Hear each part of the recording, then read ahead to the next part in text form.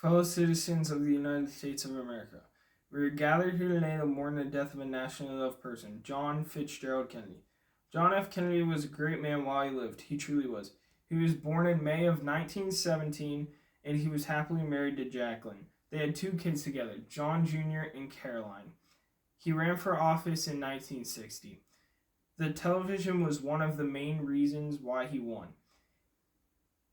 The television aired the first ever presidential debate, with many believing that he had won the debate.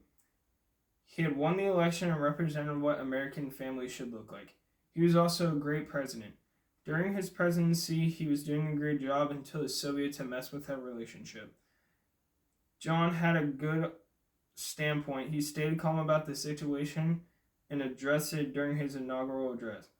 He had said this: "Let us never negotiate out of fear, but let us never fear to negotiate."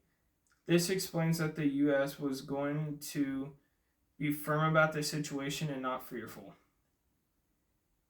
Another idea he had a great understanding of was the passing the torch down to the next generation of America.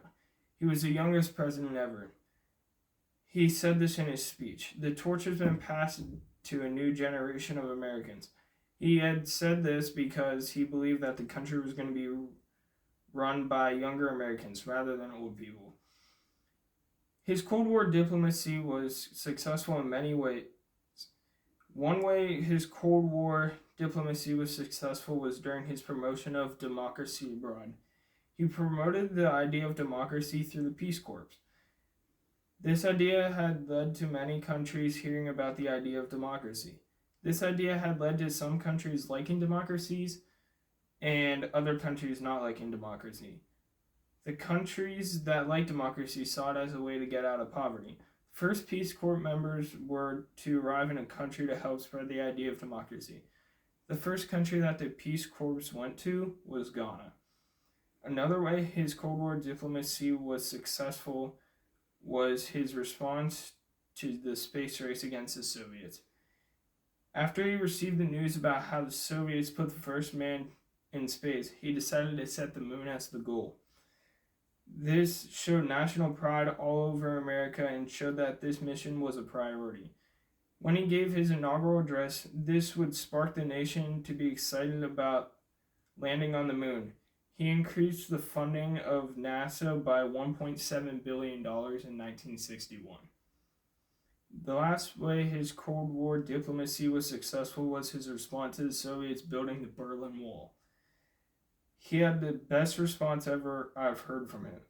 He pointed to the wall as a powerful demonstration of communism's failures, stating, "Freedom has many difficulties and democracy is not perfect, but we have never had to put up a wall to keep our people in."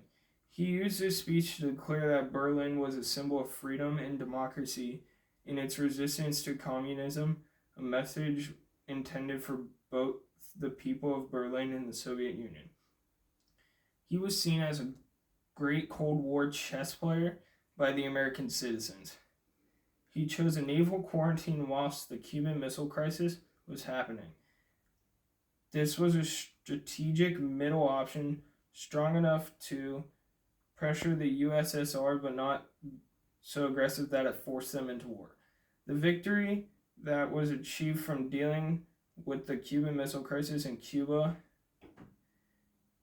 was that he convinced Khrushchev to remove the missiles out of Cuba. As a result of the missiles in Cuba being removed, we removed the missiles we had out of Turkey.